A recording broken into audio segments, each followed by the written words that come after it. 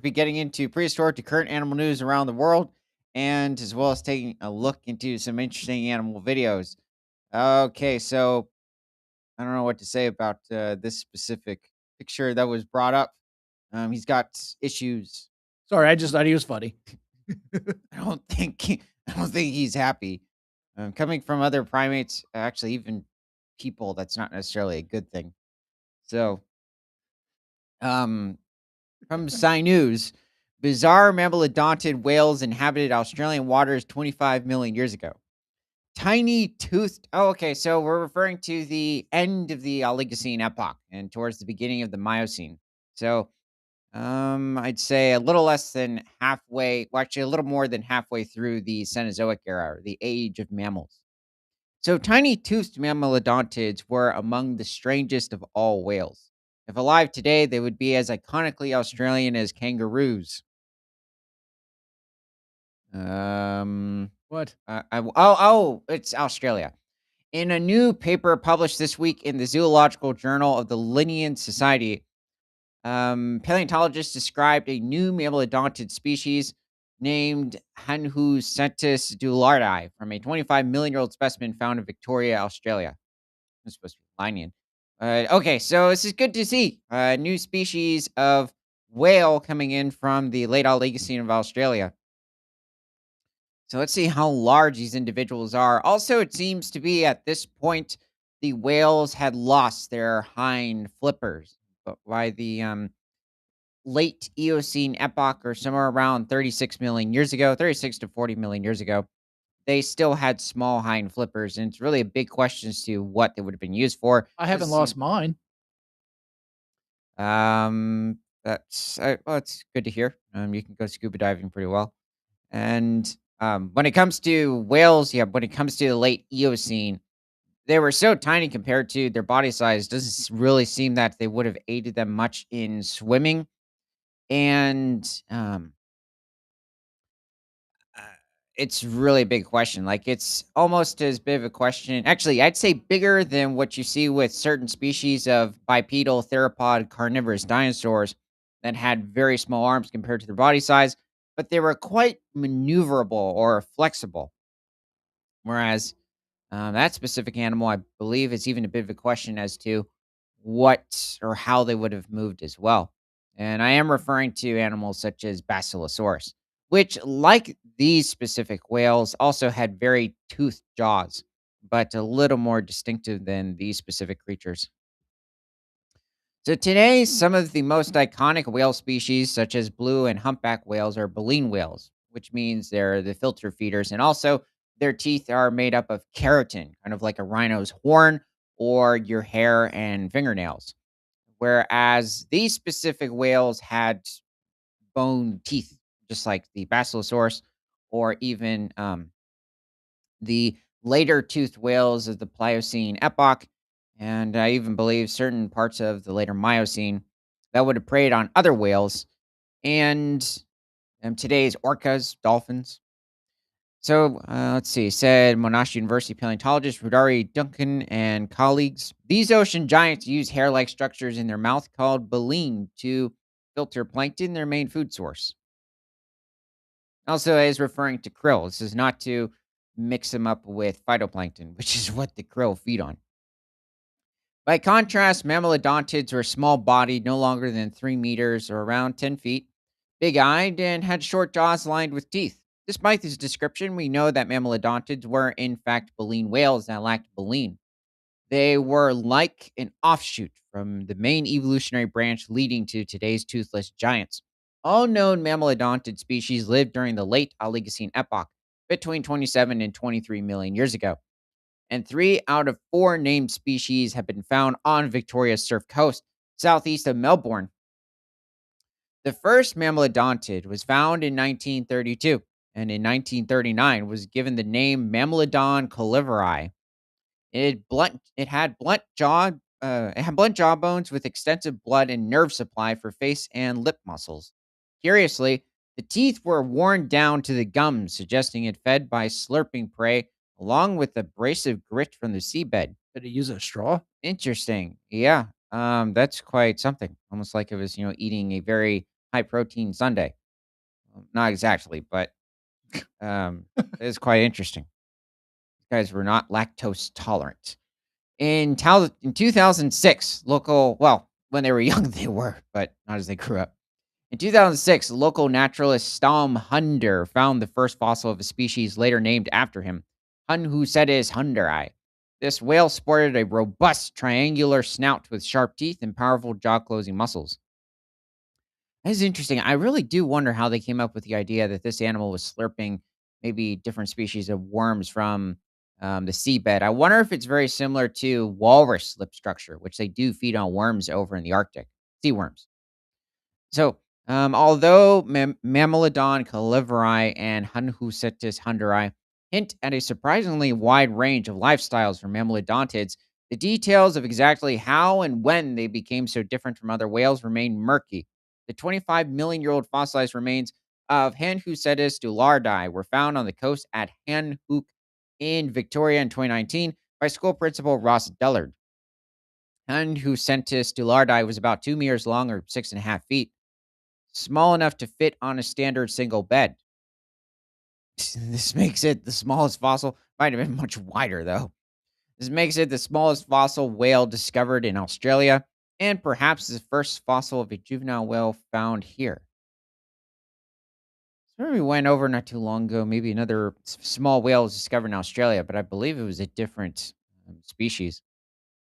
Okay, well, this is good to see. With this specific species of whale joining Mammilodon on the early Australian whale Oligocene landscape. So let's head over to the first article. I mean, the first video. Okay, well, I guess we're over in Antarctica. So, what are these Gen 2 penguins? I just thought they were funny. They're not very large. They get to about, I'd say, 8 to 12 pounds or a little over um, 4 to 5 kilograms. So I wonder exactly what's going on here.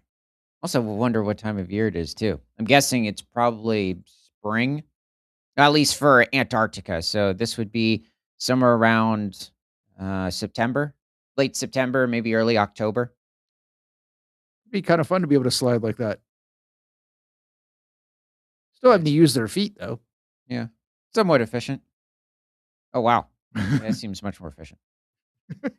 He's like, I'm trailing. I'm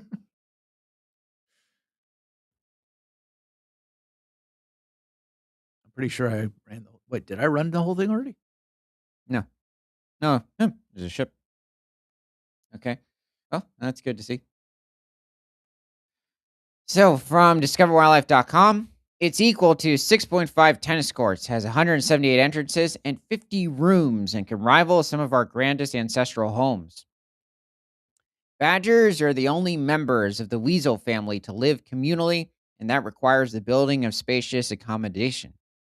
And so, how big do badger sets get? Guessing it's referring to their burrows. Does it depend on the type of badger? Yes, it's possibly referring to the European badger. European badgers are not your typical mustelids. Most members of this family are of carnivorous mammals, which also includes weasels, stoats, otters, pine martens, and the wolverine, are solitary, pugnacious animals that come together only to mate and dispute territorial borders. Badgers do have a bit of a grumpy side, but no one could accuse them of being unsociable. That make it too big? Oh no! So Hold on. it's officially doing this. Wait, it did it again? Yeah. Hold on. No, it moved. Okay. See what happens. Okay. These thick, stripy face snuffling beasts live communally, sharing a network of subterranean tunnels and chambers called a set with members of their extended family. I didn't realize that that's what a clan or a large set of badgers was called. Most clans comprise, yeah, it was really clan, comprise 6 to 8 adults plus their dependent cubs, although one set in the grounds of Woodchester Mansion in the Cotswolds of southwest England, where badgers have been studied since the 1970s, was found to accommodate at least 30. Sleeping quarters are furnished with grass, bracken, and moss that is changed regularly. Yeah, so it's good to see. I mean, it's not surprising that they're continuously changing out their bedding. I mean, it's almost similar to foxes to an extent. At least I'm thinking of Arctic foxes. Sets can be occupied for decades or even centuries and expanded gradually by successive generations. The older the set, the better it's likely to be, especially if it has been dug into stable soils that are resistant to collapse. So, how big do they get? Rather, a few sets have been studied in detail, but the biggest on record was unearthed in the rolling chalk hills on the South Downs on the southeast coast or the south coast of England.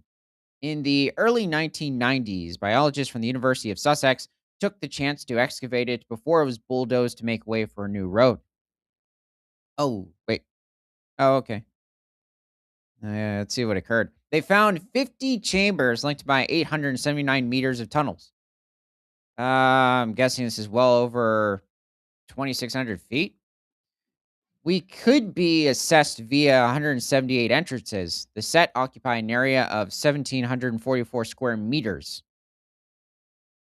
Um, Don't ask me. Roughly equal to 6.5 tennis courts or 1.5 Olympic swimming pools. Doesn't help a whole lot either, but I always found it interesting when they would compare like certain long necked sauropod dinosaurs to football fields. And even to this day, I'm not exactly sure how large that is. Well, just really in terms of the length. But set building may be one driving force behind the badger's untypical sociability. As denizens of chilly northern latitudes, badgers need shelter from the elements, and all that digging requires a group effort. Another might be their unusual diet. Unlike the majority of mustelids, which are active predators of other vertebrates, badgers' go to prey is earthworms. And that's pretty true. It can be depending on where the badger is. When you look at badgers over in the western United States, they don't really have access to earthworms for the most part because the earthworms, first of all, they're not native to much of the United States, and especially in the western central plains, it's just not suitable dirt for them. So let's see. Mm, so they tend to be preying on either different species of insects, maybe small mammals, going after different types of fruit, scavenging. Whereas the earthworms, certain species of earthworms over here in the British Isles, they are native and they're an You mean abundant. in the article? Yeah, Yeah, you yes, said this. over here, and then you said in the British Isles, and I'm like, wait. Oh, okay, yeah, that's what I was referring to. As long as the dirt, or let's say the ecosystem, is somewhat intact, then the badgers have a steady food supply. So let's see. These are an abundant, ubiquitous, and renewable resource that cannot be easily monopolized by individuals. That is interesting. They called the earthworms renewable forever.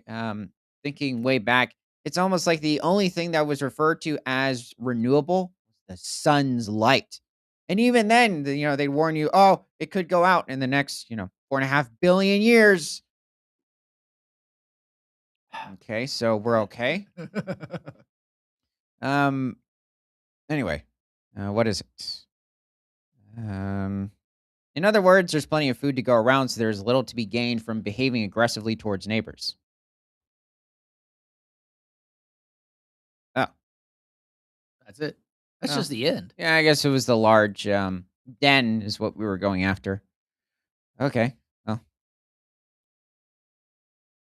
this cheetah, he seems very focused, or he's very interested in, You read it? cheetah introduces a photographer to her little ones. Oh, okay, so she's been around this person for quite a bit,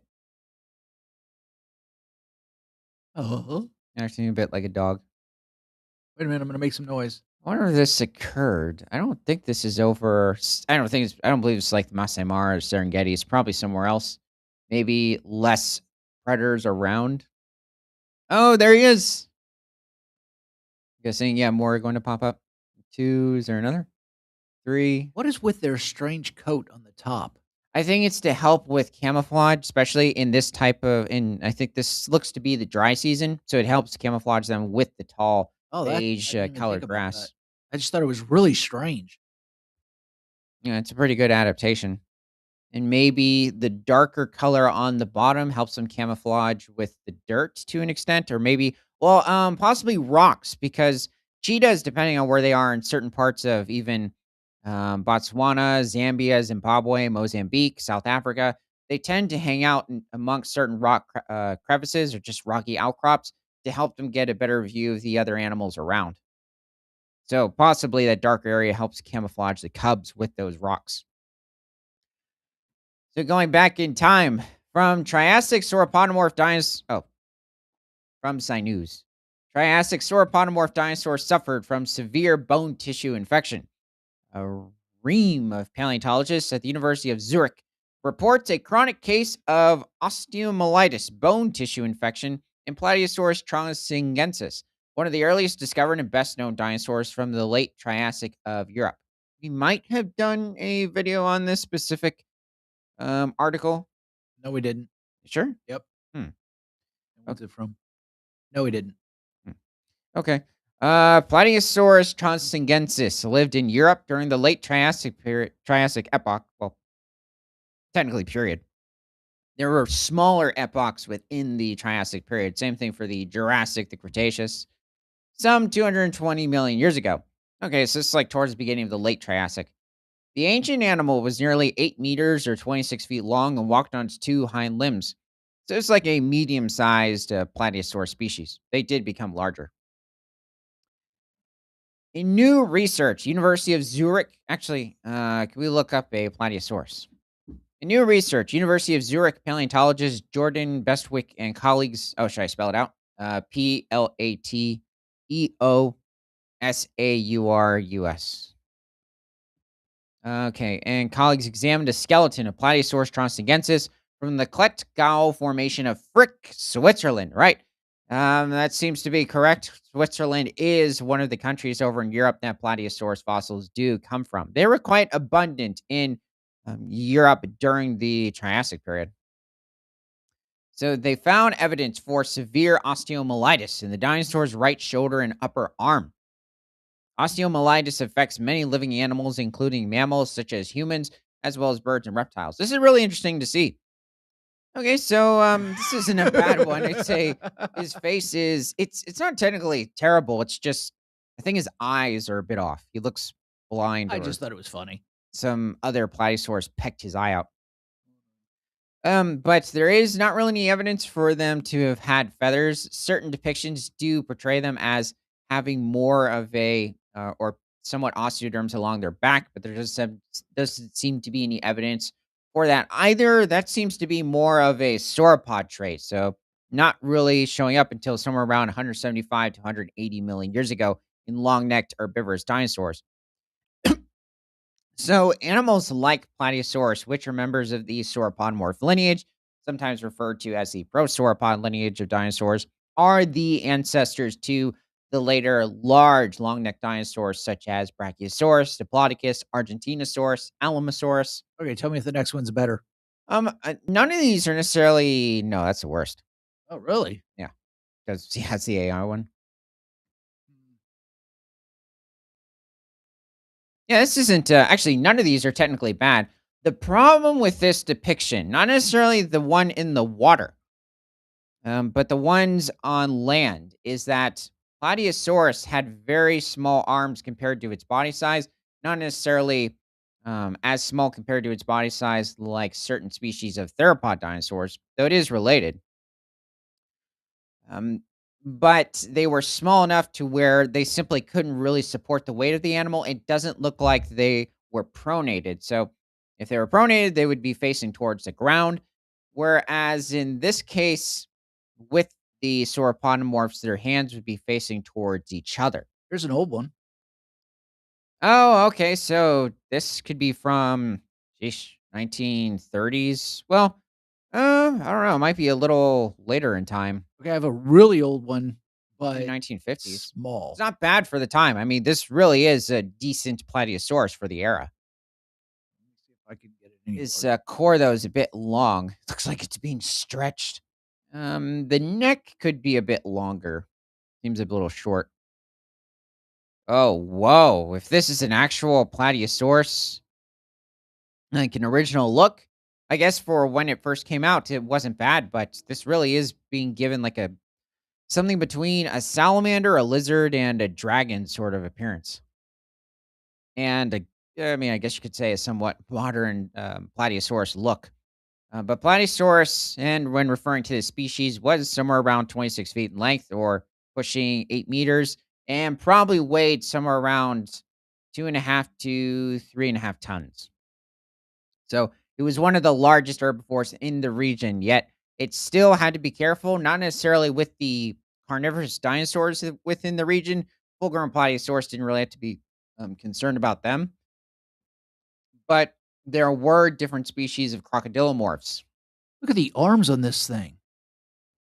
terrestrial crocodilomorphs that would have hunted them. Yeah, this seems to be either a 90s impression or early 2000s. Um, it's got that, like, even walking with dinosaurs sort of striped pattern, which I like. But the problem is that they gave the animal very, like, stocky and Looks like he's been weightlifting. I think he was taking some gear. But um, he shouldn't be walking on all fours, and his arms should almost be somewhat skinny to an extent. Not necessarily like certain species of later hadrosaurs, but very, I'd say half the width at most when it comes to comparing it with these types of arms. And also, even the hind legs are a bit stocky. They should be a little bit leaner. It's not that they didn't have muscular hind legs, but these are a little too thick. The whole animal, I'd say the best part of this body is probably the neck, which should still probably be a bit different, but it could also be that the head is just a little too slender. Should be a bit more rounder and a bit more robust. Also, the tail. He's referencing the last picture, right? Yeah. Here, I'll move on to this one. Okay. Hmm. So this looks like a book from probably the 1960s or 70s, and I haven't seen this before. Yeah, definitely. These platysaurs are off. Now they're definitely better than older depictions. I believe that's like an early species of possibly like Herrerasaurid on the bottom, which is a carnivorous dinosaur family from the Triassic period. They evolved a bit earlier though, somewhere around 230 million years ago. Wait. How about this one? Um, these Still are. looks like they've been lifting weights. Oh, yeah, geesh, his upper arm. No, what it doesn't look like that. What it looks like is those guys that inject oil into their arms or shoulders, and so these are platysaurs on the synthol injection program. Yeah, there's a reason why they died out. You may get rid of all this? Yeah, especially this last one. Yeah, the whole thing, it's a bit odd. It's almost also it looks like a Um, yeah, I'd honestly say in terms of paleo accuracy, the first one was the best. Uh, Yep. this one? Yeah, this guy. Okay, so maybe I was a bit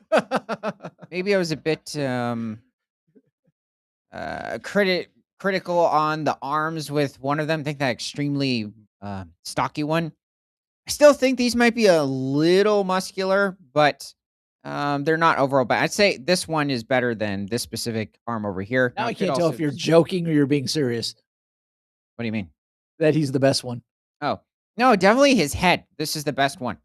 Um, Also, they gave him lips too. I like how they gave them this sort of fleshy look, kind of with what you see in many species of birds today. Actually, this derives from a single bird from South America or Central America. It's just not hitting me.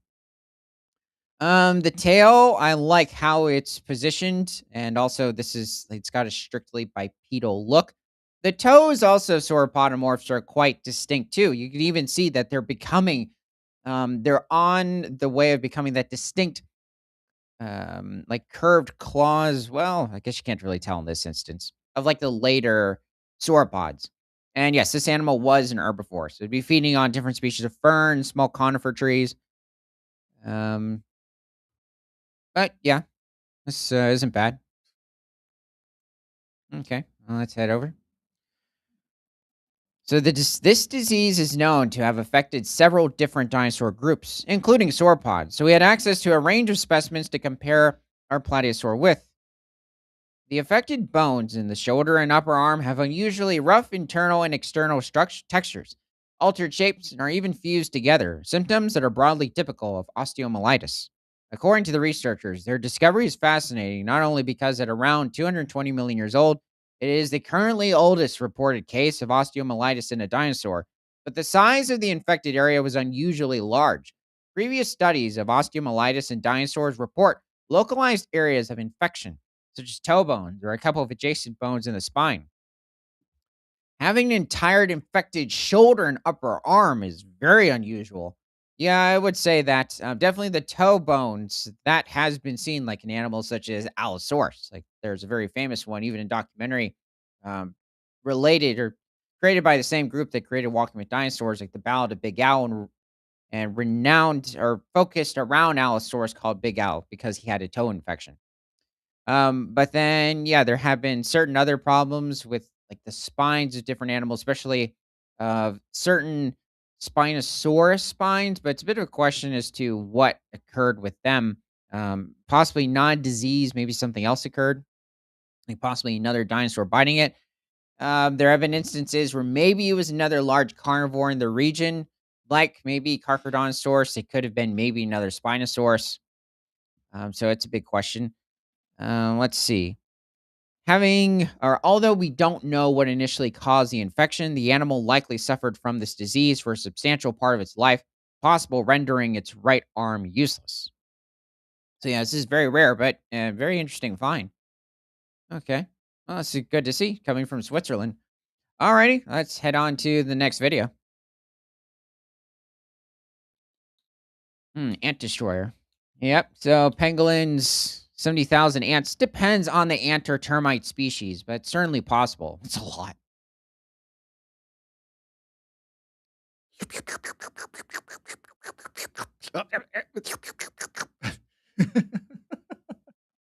just funny watching him. I would think it'd be exhausting having to do that to eat. Yeah, and it is a bit concerning because by its appearance, so the pangolin also, what specific species of pangolin, I'm not entirely sure. They're around 17 different species.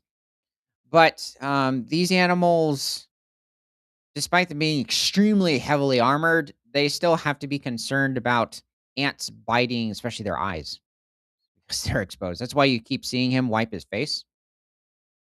They immediately start crawling onto him. But at the same time, he's getting a very, Nutritious meal. yes. How do they not bite his tongue?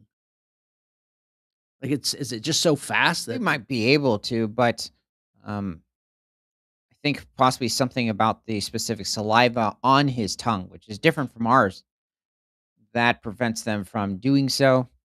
Probably overwhelms them too.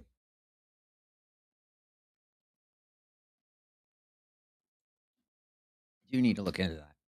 So from discoverwildlife.com, um, let's see.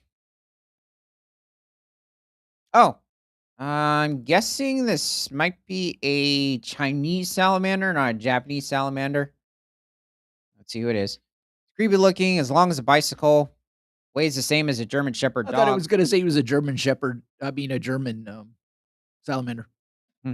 Oh, there's different species of salamander over in Japan. I mean, Germany. Them too, but and cries when removed from water.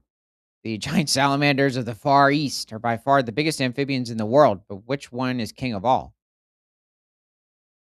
Oh, I'm thinking of the Near East. That's the Middle East. So Far East being East Asia. So China, Japan, um, technically Thailand and Vietnam or Southeast Asia, not necessarily East Asia, but um, never mind. Technically, it's all East Asia. The giant salamanders of the Far East. Wait, I said that. The Japanese giant salamander, known locally as Hanzaki, grows up to 1.5 meters long, or pushing a little over 4 feet. Or no, maybe 4.5 to 5 feet. From warty nose to chunky newt-like tail. Okay, so I was wrong on the species. I thought it was a Chinese salamander. So let's go further down. It's a stream dwelling predator. If a fish or crab wanders too close, the cavernous mouth snaps open, sucking both water and prey. Even bigger than the Hanzaki is its closest living relative, the Chinese giant salamander. Well, it's mentioning both now. This gargantuan creature, which can grow up to 1.8 meters long, this is over 5.5 feet, and weigh up to 30 kilograms or somewhere around 65, 70 pounds, is known as Wawayu baby fish in China due to the crying sound it makes when removed from water. Wait, do we wanna play? Probably. Uh, There we go. Hmm. Well, now I'm wondering, about just what specific species this is. they have to have this going in slow motion. Yeah, probably. Well, maybe it was a captive setting. At least one third of the world. Is there anything else? Of course not. Ah, all right. Let's head to the next video. Wait. Oh. So this woman leaves a container of water outside for wild animals. Seems to be some bear cubs popped up. So I wonder if this is over in the western United States, maybe some part of California or Oregon. Could be Arizona, New Mexico, even certain parts of Utah, Woohoo! Nevada. Are you getting in? I'm waiting. No, I'm taking the whole tub. Stay out. No, Oh, they're playing with it. Yeah, that's good to see. they're playing with what? I thought that was a sprinkler. I thought you didn't have anything in it. Oh, there's something there.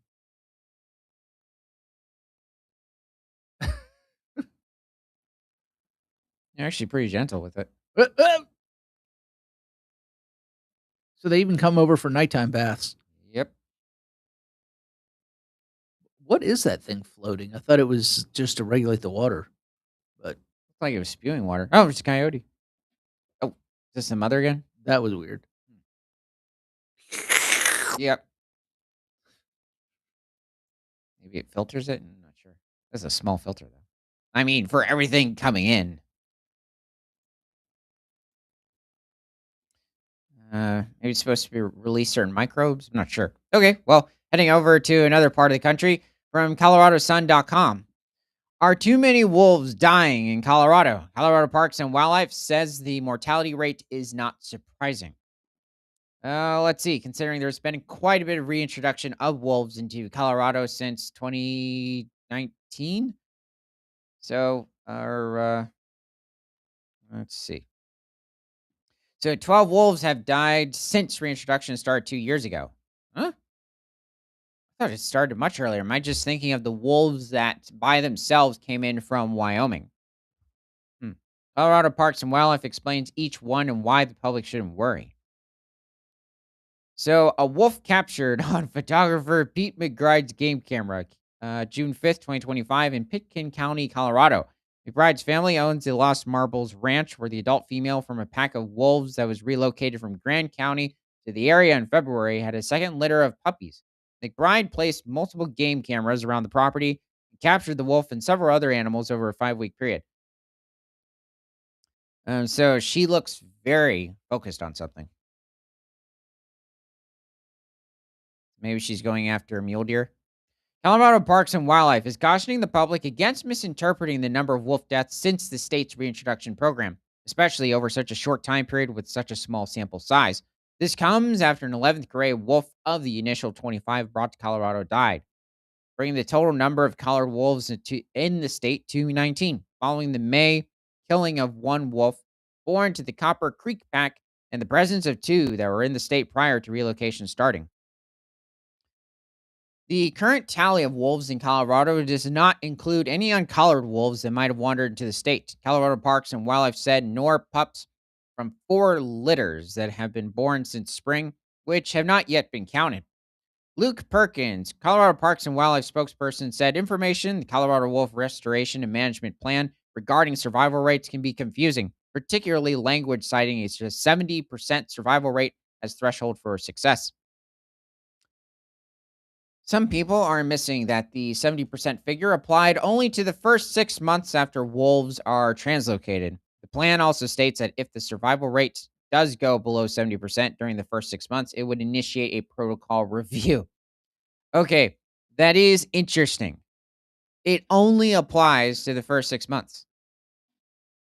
Um, they're not close to fully grown. So, but that language was intended to address circumstances similar to what we observed when Canadian lynx were reintroduced, Perkson said, and to ensure that wolves are responding well to hard releases. So, a hard release refers to the type of capture and amount of time an animal spends in captivity. Colorado's initial hard release of lynx in the late 1990s failed due to high starvation rates. Before, oh, wonder why that occurred. Were there not enough like hares or rabbits in certain areas? Maybe even mule deer, small mule deer. Before Colorado Parks and Wildlife changed course and moved the cats into a pen, fed them, and trained them to hunt. By 2003, the lynx had successfully reproduced, and by 2010, the project was deemed a success. Oh, so they raised them and they didn't know how to hunt or just um, simply deal with the different ecological circumstances with the land. Wait, did we just have that problem last night? That was worse. That was uh, disgusting in how they're raising those girls or how they're doing it anyway. Like literally raising them like veal. So, but this is though we don't exactly know how they were raising the lynx either. So, but by 2003, the lynx had successfully reproduced, and by 2010, the project was deemed a success. With the 11th wolf's death last week, the survival rate of reintroduced wolves is 56%. But by looking back at wolf mortalities, we can see that no wolf mortalities are a direct result of capture, transport, or release protocols, and only one was a result of management action by Colorado Parks and Wildlife. I'm just rereading it real quick. Hmm. One wolf died as a result of conflict with another wolf. Caller number 2303. This does occur. Two died as a result of conflict with mountain lions, 2307 and 2514. Well, there are some around 6 to 7,000 cougars over in Colorado. And if the wolf is by themselves, it's likely that the cougar will win the fight if it's especially, a larger male cougar. It could be a female cougar though, and it's just a smaller wolf. Three died in Wyoming, 2505, 2513, and 2304. Hmm. It could have been anywhere. They might have taken the Medicine Bow Route National Forest. It's over in north central Colorado and collides with Wyoming. And there's quite a portion of it that is over in south central Wyoming. And you could have had it where maybe they just decided to enter different parts of the western area of the state. So let's see. One died due to secondary trauma from entrapment by a lawfully set snare, 2512. One from blunt force trauma from being hit by a vehicle, 2507. One was lethally removed by Colorado Parks and Wildlife and its agents, 2405. And three mortalities are still under investigation by the U.S. Fish and Wildlife Service, 2309, 2506, and 2504. That's interesting. Those equal 11 relocated wolves and one born in Colorado. Colorado Parks and Wildlife also evaluated the capture, transport, and release protocols used for wolf reintroduction and found that there is no need to modify any of them since none of the deaths were attributable to the reintroduction protocols. So, and while mortality among reintroduced wolves has seemed high, it has not been unexpectedly high. Across Western North America, wolf life expectancy is much lower than many anticipate. Um, I guess it depends on which area. Obviously, in the greater Yellowstone ecosystem, might be a bit higher than some other areas, but it's not as high as when it was when they were first reintroduced to the park back in the 90s because there was such an abundance of prey. There was also less competition from other larger carnivores in the area, especially black bears, cougars, grizzly bears, and you could even say like other wolves themselves. Um, but yeah, there's just such a supplemental there's such an abundant amount of prey that they had very long lifespans.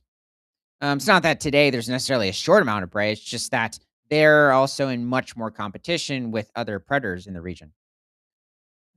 So let's see. Though variable in the Rocky Mountains outside of highly protected areas like large national parks, the adult survival rate can be 75% per year or lower with an expected lifespan of 2.5 years. Yeah, it really depends on where, but that can occur. And when wolves do not live in a pack while dispersing, some research shows that they are at an even higher risk of death, and survival per year can be closer to 67%. So, since the translocated wolves are essentially dispersers, we can see that the amount of mortality we are observing in Colorado is not surprising. And with the current small wolf population, each mortality event has a large effect on overall survival rates. Yeah, I mean, that could mean a lot less genetic variety into the region.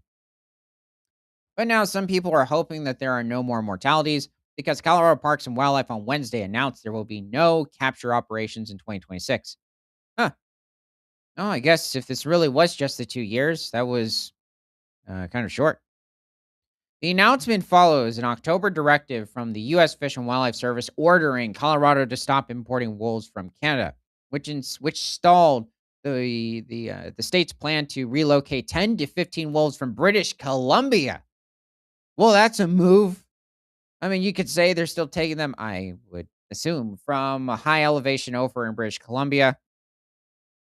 I kind of wonder if it's maybe adjacent to like the Banff or Jasper National Parks over in Alberta, which is part of the Northern Rocky Mountain Range. And then they're bringing them all the way down to Colorado. It's quite something. It's is not possible to predict the impact of foregoing a third year of translocations without knowing what may occur in the coming year. Eric Odo, Colorado Parks and Wildlife's Wolf Program Manager.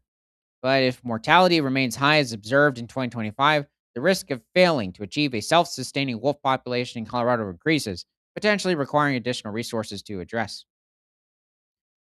Um, well, they also have been going after cattle in some instances, but it doesn't seem to the extent of what's going on over in Wyoming. But I have to double check. I think what it compared it to somewhere else was wolves over in Wyoming and Montana hunting livestock.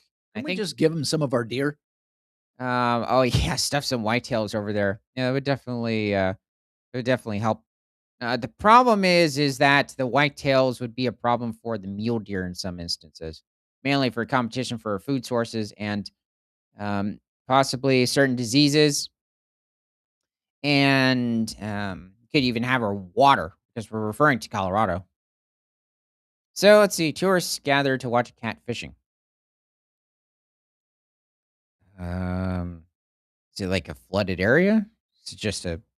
I just thought it was amazing when I saw it. Oh wow! Oh, okay. Well, that was quite efficient. Huh, And it's just like, he ah, really does like organic fish. what's he doing with it? Waiting for it to die? He- Um. What? He dropped it? Hmm. Yeah, it must have. Interesting. Wow. I'm glad Nermal got some food.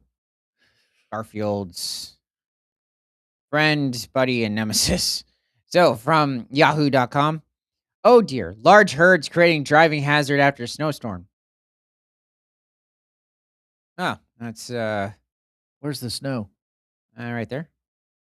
Unless you're talking about falling snow, then at the moment, I guess we can't tell. It's occurred recently from Memphis, Tennessee. Yeah, Yeah. I guess one of the blizzards that went through the eastern United States. As if the snow and ice weren't enough for the last 2 weeks, some drivers also had to deal with the large herds of deer blocking the roadway. Jessica Hall Griggs was traveling along Highway 51 Brighton to Collierville early Tuesday morning when she was forced to stop for at least 2 dozen deer crossing the road single file.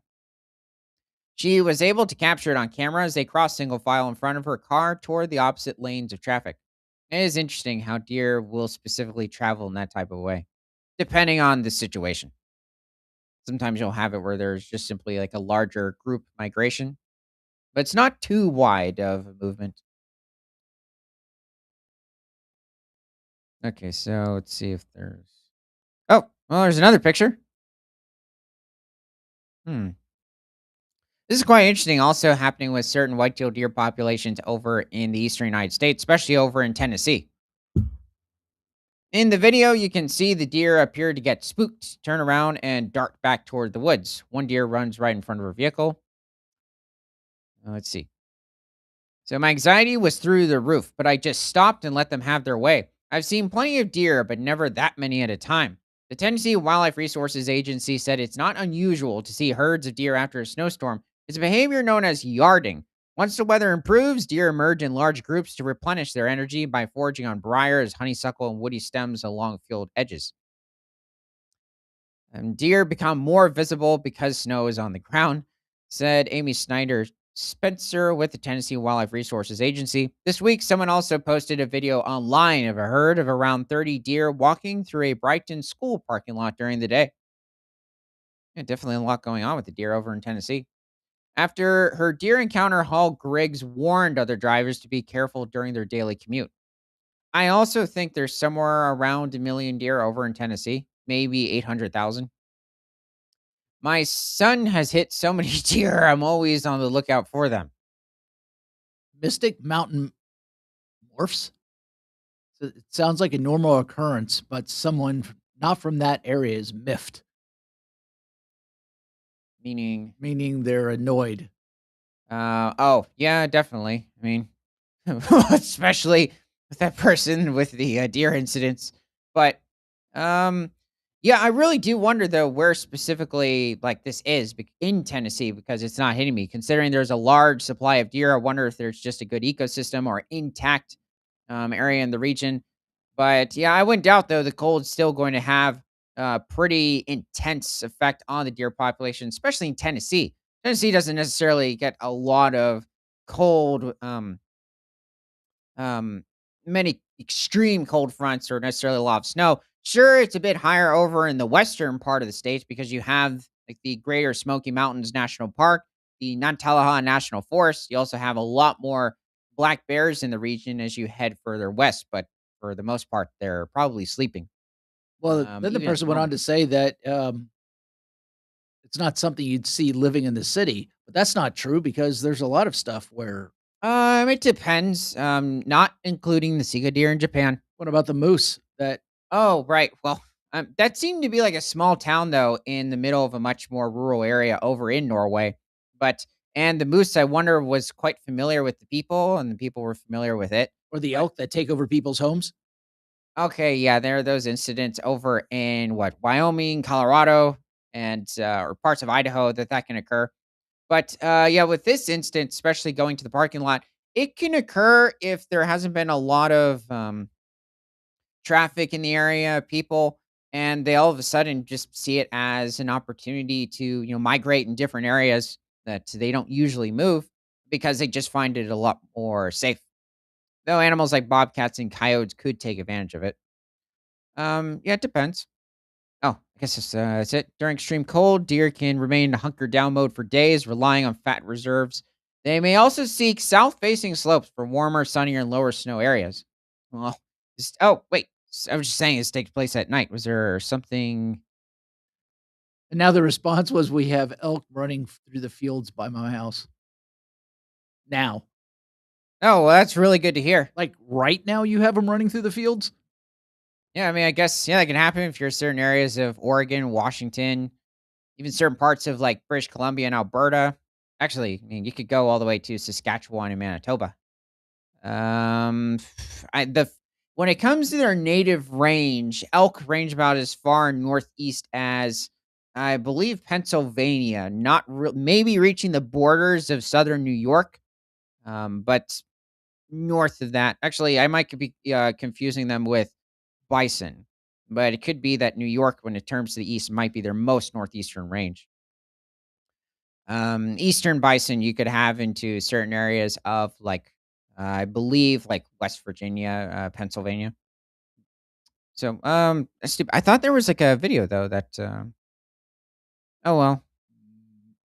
No, I think it's just pictures. Strange. Is there one further up top? Nope. Gosh. Okay. I didn't mean to scroll too much. Oh, let's head to the next video. This could be real. It's what happens when you eat a giraffe for 7 days straight. Hmm. He's just he is fully no, he's not fully out. He's He just looks stuffed. he literally looks like Simba when you look at him within that yeah, in that pose.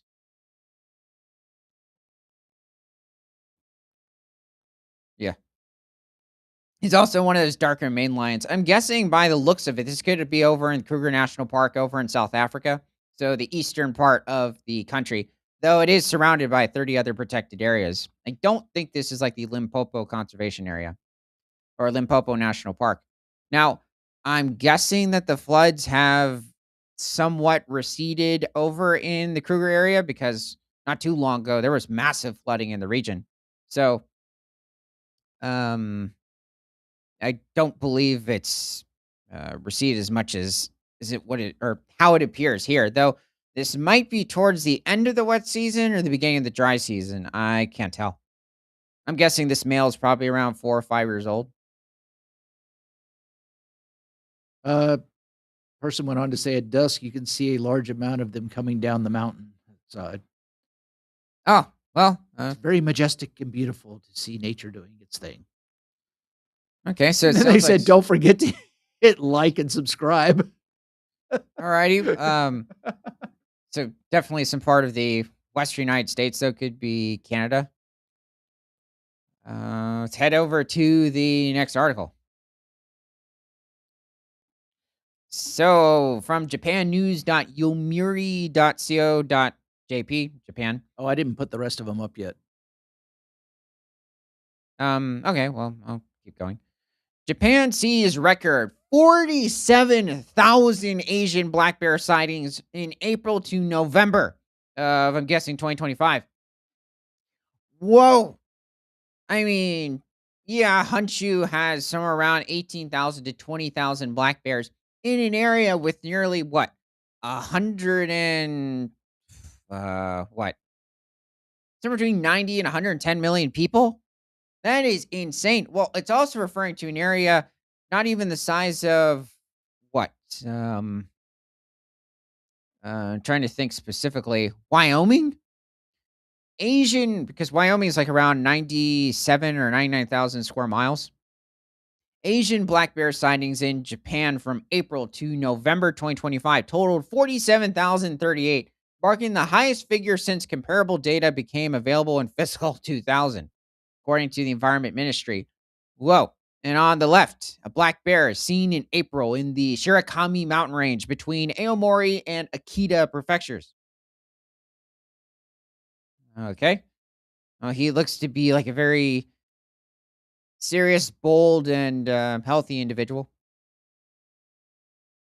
So the 8-month figure nearly doubled from the previous annual record high of 24,348 marked in fiscal 2023. The number of captured bears, including brown bears, since April 2025 had reached a record high of 12,659 as of the end of November last year, topping 10,000 for the first time, the ministry said. Now, I do wonder if in the specific, we don't know where specifically. I mean, said something about the Shirakami mountain range, which is not a small area, and the Aomori Akita prefectures. I'm haven't looked too much into these distinct areas within Japan. I do wonder though if these are in distinct habitat areas where it's just much more common to see bears. So it's like somebody walking to like Greater Smoky Mountain National Park, except they've been kind of leaving the area to an extent, or at least they don't stay in the area as much, or it's a bit of a smaller part of the year, and they'll head to lower elevations. Okay, what's a better one? Um, Maybe certain parts of possibly eastern North Carolina, it might be a bit more common to see them. Um, I'm just trying to also think of an area with a bit more of a higher population in the United States. It's not hitting me at the moment. But, so, how rare is it or how common is it to see an Asiatic black bear in these instances? The So, person said they live in Oregon now. okay, well, that would make sense. Well, you guys They were originally from Kansas and Oklahoma. oh, yeah, there's only tiny, elk populations. They tend to be over in, fenced off areas, especially in Kansas. Oklahoma, I think, has a couple of free roaming populations, but it's not very large. Okay, you guys have, like, somewhere between, geez, 70 to 110,000 elk over in the state at least. I think we're just talking about bears. Oh! Every spring we catch black bears on our trail cams. I thought it was gonna say every spring we catch black bears, and then I finished reading it. Yeah, Oregon. Yeah, you guys have got somewhere between 14,000 to 20,000 black bears in the state. So that's still good to hear as well. Let's see. So, but heading back to Japanese black bears, by prefecture, Akita recorded the highest number of Asian black bear sightings at 13,172, and followed by Iwate at 9,270, Naigata at 3,265, and Miyagi at 3,056. Wow. Akita also had the largest number of bears captured for damage prevention and population control at 2,564. Isn't that what Akitas are for? Yeah, I was wondering, like the dogs are like, where my spirit is wanting for this. Well, not the damage and everything, but that's what they're raised for. The Tohoku northeastern region, including Akita, accounted for some 65% of all bear captures. I mean, this is good to hear. Um, quite a number, but still not hitting me where this is. I'm just thinking of different areas of Honshu. So the And we main have a island. lot of antelope in Oklahoma. Oh, well, yeah, definitely different parts of the eastern area of the state. I mean, western area. So yeah, it's good to hear. It's not hitting me the estimate of population of pronghorn, the giraffeoids over in the states, however. Definitely coming in from New Mexico and Oklahoma. Colorado. So let's see. The ministry said it believes that the number of bear removals rose following an increase in sightings in urban areas. There were 54 cases of emergency calling. Yeah, yeah, because they're eating people, and this isn't the brown bears. Even well, not that it doesn't occur over in Hokkaido, but there have been literally Asiatic black bears eating people in Honshu recently. There were 54 cases of emergency calling in which municipalities authorized hunters to fire their rifles in urban areas to kill animals that pose a risk to people. And by the way, hold on. Between the start of the scheme in September 2025 and the end of the year, when it comes to at least what I saw, the um, the magazines, like the amount of rounds they're allowed to have in a magazine in whatever rifle that they're using. So the magazine that holds the bullets, the rounds being the bullets, they're only allowed to have two, and also of a certain type of bullet as well. Also a certain type of rifle. Uh, so if you miss those two hits, that's it. You're dead. Uh, I'm like, well, no wonder people don't want to participate, and that you had the military coming out with sticks. I'm like, and then what was it? Was it bears that were interfering with the United States military's training? I'm like, how? They were I just walking around. oh right, because they take pictures of them. That yeah, that can be a disturbance. Um, so let's head to the next video.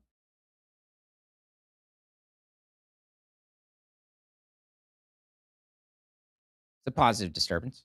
Oh, wait a second. This isn't a wild population of wolves. This is I think it's one of those places where it's like a giant rescue center supposedly for the wolves, but you can stay overnight. So And it's just a captive wolf pack. and they just hang out at the house? Yeah.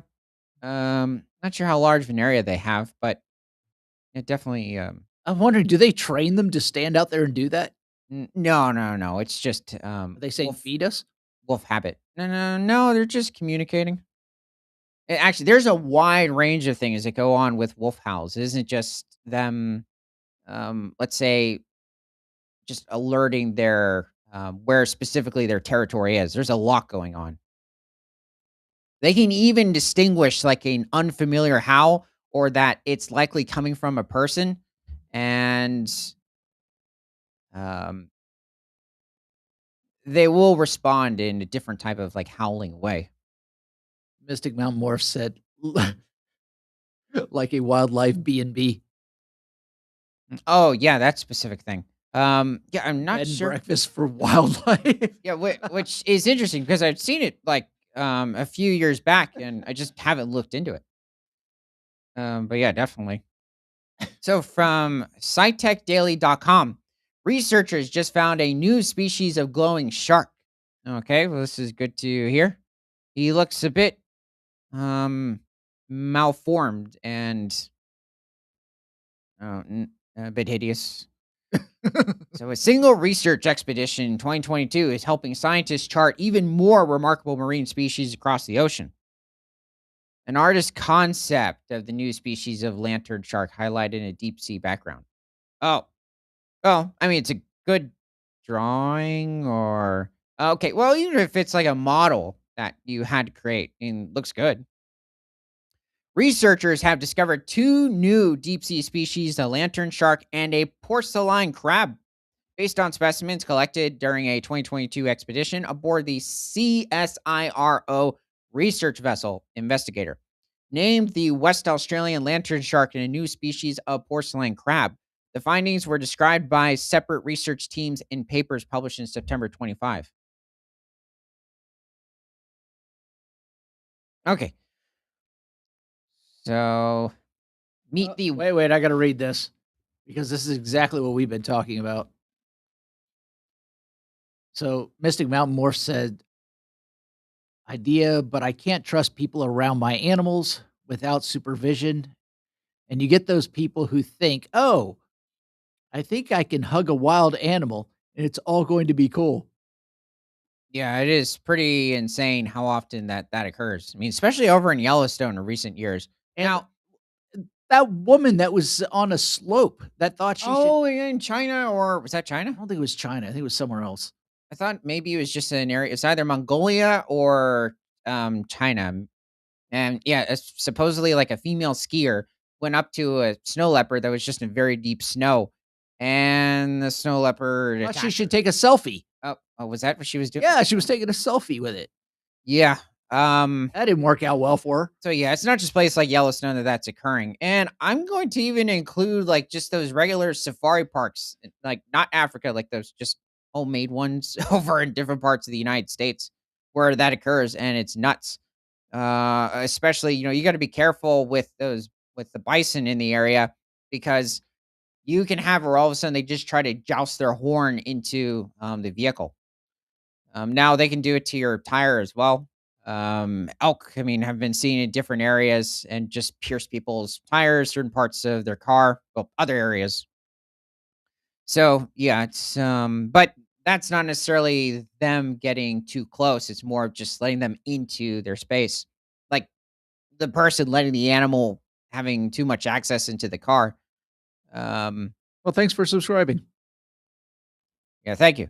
And let's see, what's there another thing? No, it's just that even in areas like Glacier, Jasper National Park over in Canada, I'm trying to think of others. Oh yeah, those nutballs over though in Africa where there's a lion just standing next to the vehicle, wanting some shade because it's probably in some part of the Serengeti, and there are, depending on where you are in the Serengeti ecosystem, you're not going to have many acacia trees, and the person decides to pet the lion. So, um, yeah, they're all pretty concerning. So let's see, um, lantern sharks. Oh, so meet the West Wait, Aus. you left out the big part though. It's when they don't lock their doors around the animals and when they're in their vehicles. Oh, right. This happened a little way back, but what was it? Okay, so it was this family in South Africa that was decided to take a trip to Kruger National Park. They left their doors unlocked, like they're in the car, they're slowly cruising through. And this female lioness, she comes over and there's like two or three others behind her, and she just bites the car handle. So there are several lion populations in Africa that can open doors just like black bears over in like the United States, probably even brown bears over in Europe. And yeah, she literally slightly opens the door, and the woman closed it, and I'm guessing they locked it afterwards. But She's saying she saw a video. I don't know who's writing this, said that, the person saw a video where a woman took her kids out to take pictures with a cheetah and got chased back into their vehicle. oh, I didn't see that. That's interesting. Wonder where that occurred. There's cheetahs over in Kruger, but there's other protected areas as well. That's probably Kruger tends to be the place when it comes to just people like just by themselves, specifically, just cruising through, taking their own type of safari, where it's more likely to occur. But that is interesting and nuts. Okay. So, Etmopterus westraliensis. So Dr. Will White, an ichthyologist with the CSIRO Australian National Fish Collection, contributed to describing the newly identified shark species. Lantern sharks are an amazing group of sharks, and this new species was found at depths at 610 meters during biodiversity surveys for Parks Australia in the Gascoyne Marine Park area off Western Australia. One second. Um, okay. I'm going to pause this. We're going to take a 2-minute break. We'll be right back.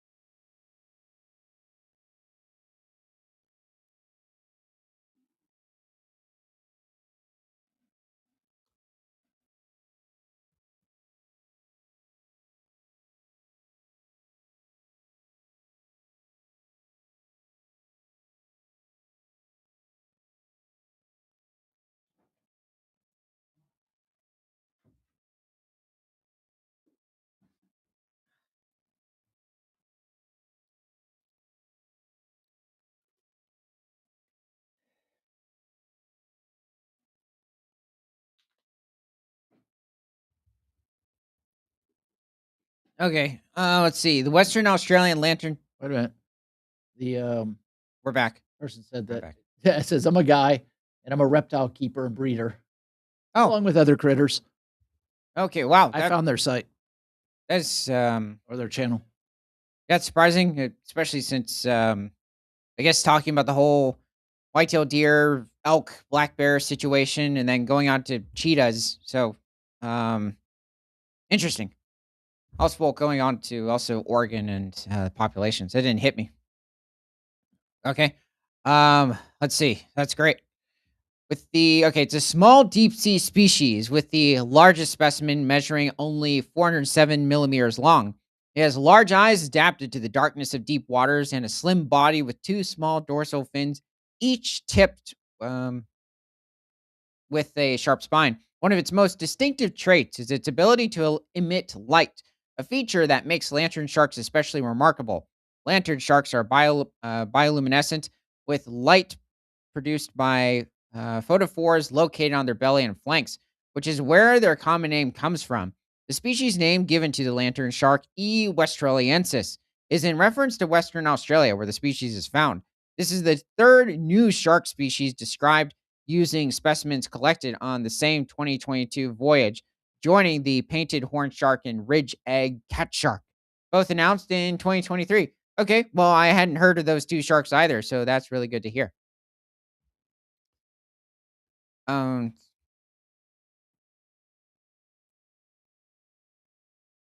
oh, or is that the crab? This is the little porcelain crab. Wow, that is strange. Is that it's exoskeleton or the like a shed of one or no? No, it's the whole thing. No, it's them. So, Dr. Andrew Hosey, curator of aquatic zoology from the Western Australian Museum, was involved in describing the new crab species. The new species of porcelain crab lives a symbiotic life with sea pens, which are a group of soft corals related to sea fans, where they will hide among the leaves of the host. So the crab is small, being around 15 millimeters in length, and is opalescent, white yellow in color. This makes it well adapted to hide within the white leaves of its sea pen host. The new crab was found during surveys along the Ningaloo coast at depths to 122 meters. I'm guessing that's somewhere around 400 feet. Porcelain crabs are known as filter feeders, feeding on plankton by using modified mouth parts with long hairs to sweep the water for small pieces of food, such as plankton, rather than the typical crab method of grabbing and pinching food with their claws. Interesting. So it's a very distinct feeding behavior, unlike the many other crab species. Well, the West Australian lantern shark. Okay, well, here's a better close-up picture. Was described with the help of six specimens collected off the West Australia Wait, is that coast. an actual picture or is that another Yeah, it might be the model just close up, but that is interesting. You know what it looks like? Smelt. It literally looks like a smelt fish, at least after you've cooked it. Additional specimens used to identify and describe the new species of porcelain crab were collected during another CSIRO led RV investigator voyage in 2017. Nearly 20 new species have now been described with the help of specimens collected on the 2022 voyage, including the carnivoran flapjack octopus, announced earlier in 2025. Incredibly, researchers estimate that there are potentially up to 600 new species still waiting to be described from the voyage. The deep sea is still largely unexplored, and biodiversity surveys of these habitats are vital to increase our understanding of the incredible marine life that dwells in the depths of our oceans. Messing with something. Oh, okay. So Dr. Will White and John Pogonowski from the CSIRO Australian National Collection examined fish specimens with a colleague on board RV Investigator in 2022. This look like just minerals from this point of view, at least the other containers. So let's see. Scroll a little further. So, researchers expect to discover more species new to science during an upcoming CSIRO led voyage on RV Investigator to survey the deep sea biodiversity of the Coral Sea Marine Park or Parks Australia. The voyage brings together many of the same researchers from the 2022 voyage. along with new collaborators and partners to again turn wonder into discovery.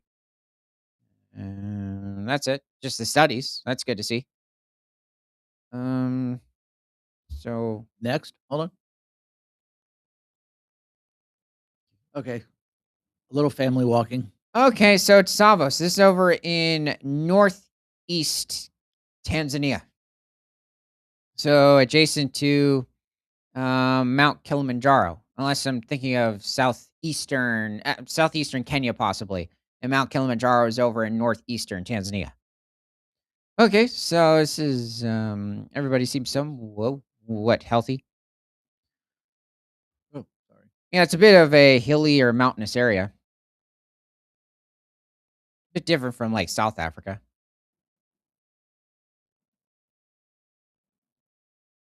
Oh wow, this is a bit of a herd of females. Yeah, it's definitely. Oh, that's because DeSavo has one of the largest herds when it comes to the different populations of bush elephants in sub-Saharan Africa. So it's really good to see. Yeah, they can stretch for quite some length, easy over a half a mile or a little over a kilometer. But there have been larger incidents. I wonder how long ago this took place. I wonder if it's fairly recently. We're in the wet season at the moment, so if this was last year, this would be from somewhere between late April to maybe even early October. There's some giraffes in the background. Those are Maasai giraffes. Those are the largest species of giraffe in Africa. But oh yeah, some plain zebra in the background. Are they looking both ways? Because it almost looks like they are. Yeah, they might be. Not even just for the vehicles, but possibly maybe any lions or hyenas that could be waiting nearby. Well, that was a good one.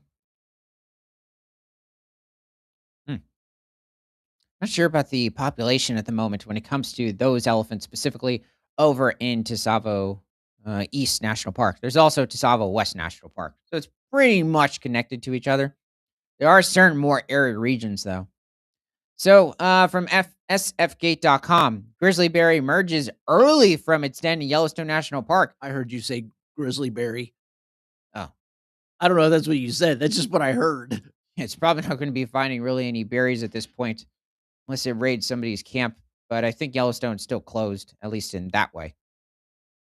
Let's okay, so this is interesting. I'm guessing it's a bear that didn't get as much to eat, or Wyoming or the Yellowstone area is experiencing a bit of a warmer period, but no, they would be extremely covered in snow. So I'm guessing he just didn't pack on, or I'm assuming could be a he. It could be a female without cubs. They will also come out earlier from their dens, but it's usually around the first couple weeks of March and not over in technically early February. So this is quite interesting.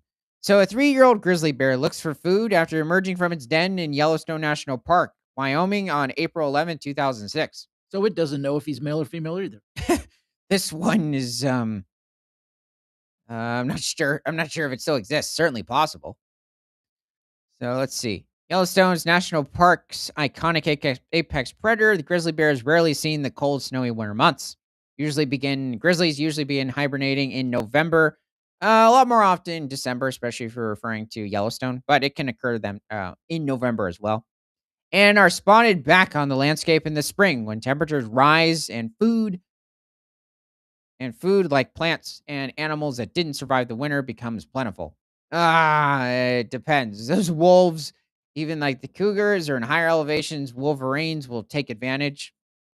Coyotes, foxes, badgers, grizzly has quite a bit of competition.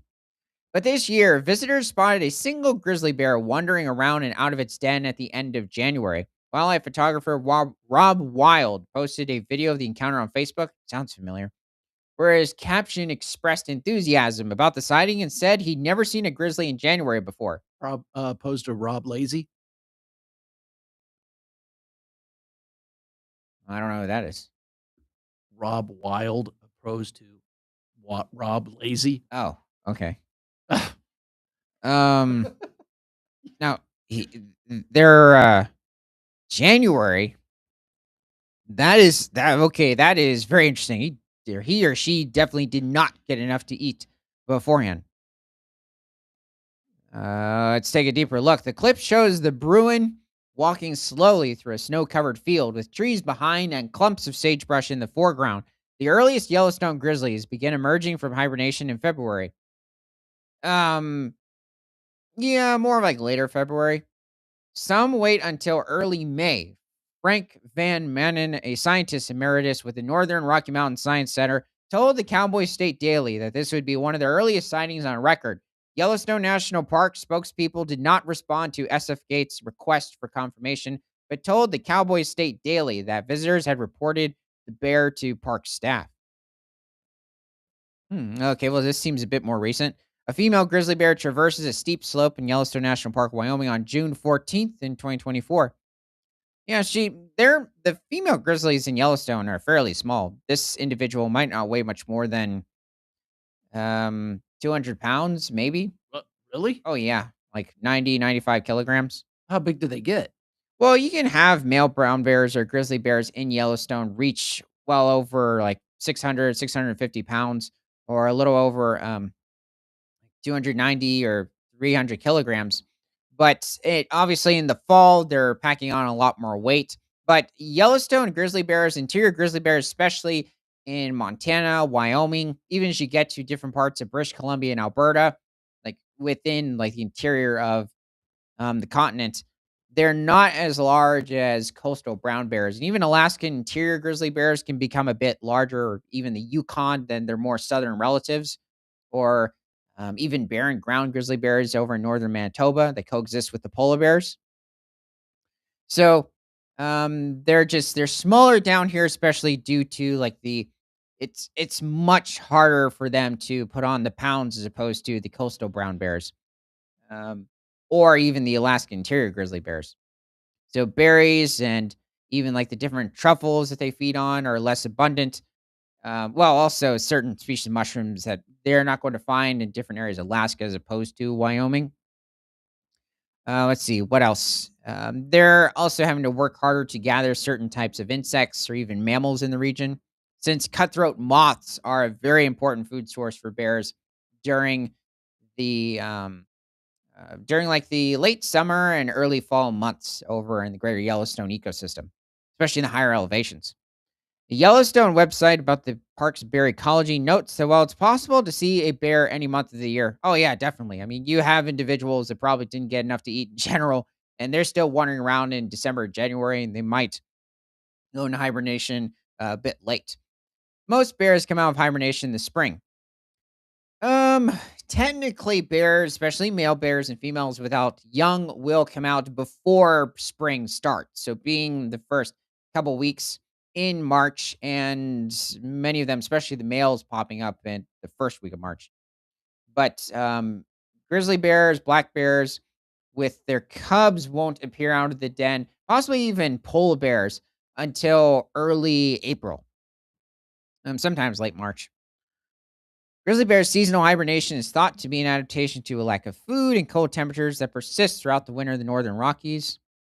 Okay, so November is when bears usually den up for the winter, though according to the park, some males stay out until December. Yeah, that's not surprising. Female grizzlies den for an average of 5 months, with pregnant females denning longer. It depends on the female with her cubs as well, just like the males.